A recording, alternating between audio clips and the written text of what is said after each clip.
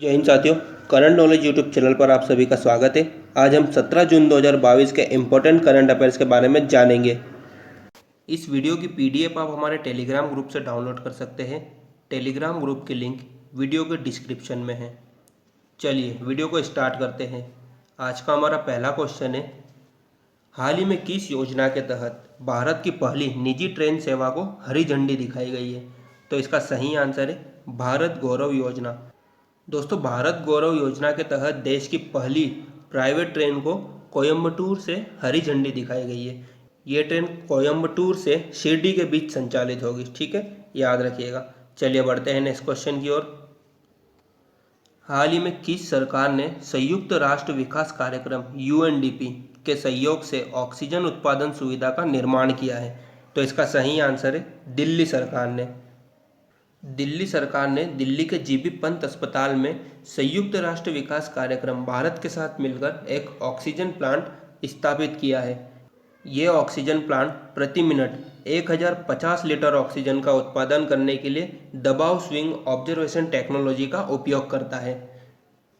अच्छा, अब दिल्ली, तो दिल्ली के उपराज्यपाल है विनय कुमार सक्सेना और दिल्ली के सीएम है अरविंद केजरीवाल। ये भी याद रखिएगा। ठीक है, चलिए बढ़ते हैं नेक्स्ट क्वेश्चन की ओर।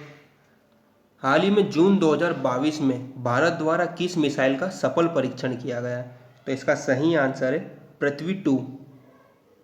दोस्तों, ओडिशा के चांदीपुर के एकीकृत परीक्षण स्थल से कम दूरी की बैलिस्टिक मिसाइल पृथ्वी 2 का 15 जून 2022 को सफल परीक्षण किया गया। चलिए बढ़ते हैं नेक्स्ट क्वेश्चन की ओर। हाल ही में प्रसंस्कृत स्टील स्लैग मतलब औद्योगिक अपशिष्ट सड़क पाने वाला देश का पहला राज्य कौन सा बन गया है? तो इसका सही आंसर है गुजरात। केंद्रीय इस्पात मंत्री रामचंद्र प्रसाद सिंह ने बुधवार को गुजरात के सूरत में स्टील स्लैग से बने 6 लेन राजमार्ग का उद्घाटन किया है। अच्छा, गुजरात, तो गुजरात की कैपिटल क्या है? गांधीनगर।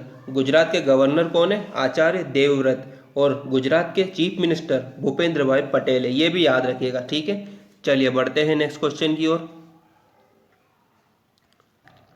हाल ही में अंतर्राष्ट्रीय पारिवारिक प्रेषण दिवस कब मनाया गया? तो इसका सही आंसर है 16 जून को मनाया गया। अच्छा, ये पारिवारिक प्रेषण ये क्या होता है कि विदेशों में काम कर रहे कर्मचारियों द्वारा अपने देश में अपने परिवार को धन भेजना ही पारिवारिक प्रेषण कहलाता है। अच्छा, अब ये दिन क्यों मनाते हैं? तो ये दिन विदेशों में रहने वाले प्रवासियों के प्रयासों को सम्मानित करने और अपने देश में अपने परिवार के सदस्यों के जीवन को बेहतर बनाने में मदद करने के लिए मनाया जाता है। ठीक है, याद रखिएगा। और 16 जून को ही विश्व समुद्री कछुआ दिवस भी मनाया जाता है। ये भी याद रखिएगा। ठीक है। अच्छा, अब जून माह के कुछ इंपॉर्टेंट डेज है, उनका भी रिवीजन हम लोग कर लेते हैं। तो 1 जून को क्या मनाया गया? वैश्विक मातृ पितृ दिवस और दूध दिवस मनाया गया। 2 जून को तेलंगाना का स्थापना दिवस मनाया गया। 3 जून को विश्व साइकिल दिवस मनाया गया। 4 जून को आक्रामकता के शिकार बच्चों का अंतर्राष्ट्रीय दिवस मनाया गया। 5 जून को विश्व पर्यावरण दिवस मनाया गया। 6 जून को रूसी भाषा दिवस मनाया गया। 7 जून को विश्व खाद्य सुरक्षा दिवस मनाया गया। 8 जून को विश्व महासागर दिवस मनाया गया। 9 जून को विश्व प्रत्यायन दिवस मनाया गया। अच्छा, अब 12 जून को क्या मनाया गया? तो बाल श्रम के खिलाफ विश्व दिवस मनाया गया। 13 जून को अंतर्राष्ट्रीय एल्बिनिज्म जागरूकता दिवस मनाया गया। 14 जून को विश्व रक्तदाता दिवस मनाया गया। 15 जून को विश्व बुजुर्ग दुर्व्यवहारता जागरूकता दिवस और ग्लोबल विंड डे भी मनाया गया। ठीक है, याद रखिएगा। चलिए बढ़ते हैं आगे। कौन सा भारतीय शहर हर साल औसतन 2 मिलीमीटर की दर से डूब रहा है? तो इसका सही आंसर है मुंबई। तो दोस्तों, महाराष्ट्र की कैपिटल मुंबई जो है वह हर साल औसतन 2 मिलीमीटर की दर से डूब रहा है। कुछ इलाकों में तो ये 8.45 मिलीमीटर तक भी डूब रहा है। और आईआईटी बॉम्बे की एक रिसर्च के अनुसार मुंबई शहर के नीचे बैठने का सालाना औसत 28.8 मिलीमीटर है। अच्छा, महाराष्ट्र, तो महाराष्ट्र के गवर्नर कौन है? भगत सिंह कोश्यारी। और महाराष्ट्र के प्रेजेंट टाइम पे चीफ मिनिस्टर उद्धव ठाकरे। ये भी याद रखिएगा। ठीक है, चलिए बढ़ते हैं नेक्स्ट क्वेश्चन की ओर। हाल ही में एशिया के सबसे लंबे दांत वाले हाथी का निधन कहाँ पर हुआ है? तो इसका सही आंसर है कर्नाटक में। तो दोस्तों, कर्नाटक के बांदीपुर टाइगर रिजर्व में एशिया के सबसे लंबे दांत वाले हाथी जिसका नाम भोगेश्वर था उसका निधन हो गया है। 70 साल की इसकी आयु थी और इसे मिस्टर काबिनी के नाम से भी जाना जाता था। इसके एक दांत की लंबाई 2.54 मीटर थी और एक दांत की लंबाई 2.34 मीटर थी। अच्छा, अब कर्नाटक से जुड़े कुछ इंपॉर्टेंट पॉइंट्स हैं वो भी जान लेते हैं। कर्नाटक की नई मुख्य सचिव कौन बनी है? वंदिता शर्मा बनी है। कर्नाटक के मुख्यमंत्री ने आयु ऐप लॉन्च किया है हाल ही में। कर्नाटक सरकार ने सामाजिक जागरूकता अभियान 7 शुरू किया है। कर्नाटक सरकार ने फ्रूट्स सॉफ्टवेयर भी लॉन्च किया है। दोस्तों, कर्नाटक का एक गांव है मट्टूर गांव, वहाँ बोलचाल में आज भी संस्कृत बोली जाती है, ये भी याद रखिएगा। अच्छा, अब कर्नाटक, तो कर्नाटक की कैपिटल क्या है? बेंगलुरु। कर्नाटक के गवर्नर है थावरचंद गहलोत। कर्नाटक के चीफ मिनिस्टर है बसवराज बोम्मई, ये भी याद रखिएगा। ठीक है, चलिए बढ़ते हैं नेक्स्ट क्वेश्चन की ओर। हाल ही में जारी आईसीसी वनडे रैंकिंग में कौन सी टीम शीर्ष पर रही है? तो इसका सही आंसर है न्यूजीलैंड शीर्ष पर रही है। अच्छा, अब आईसीसी, तो आईसीसी का फुल फॉर्म क्या है? International cricket council. इसकी स्थापना कब हुई थी? 1909 में इसकी स्थापना हुई थी और इसका हेडक्वार्टर दुबई में है। अच्छा, अब न्यूजीलैंड फर्स्ट पर रही है, तो सेकंड पर कौन रही है? इंग्लैंड रही है। थर्ड नंबर पर ऑस्ट्रेलिया रही है। फोर्थ नंबर पर पाकिस्तान रही है और इंडिया इसमें 5th नंबर पर रही है। ठीक है, याद रखिएगा। चलिए बढ़ते हैं नेक्स्ट क्वेश्चन की ओर। हाल ही में संचालन के लिए पवन ऊर्जा का उपयोग करने वाला देश का पहला एयरपोर्ट कौन सा बन गया है? तो इसका सही आंसर है छत्रपति शिवाजी अंतर्राष्ट्रीय हवाई अड्डा। यह मुंबई में है, तो ये अब पवन ऊर्जा से संचालित होगा। ठीक है, याद रखिएगा। और दोस्तों, सोलर एनर्जी से संचालित होने वाला पहला एयरपोर्ट कौन सा है?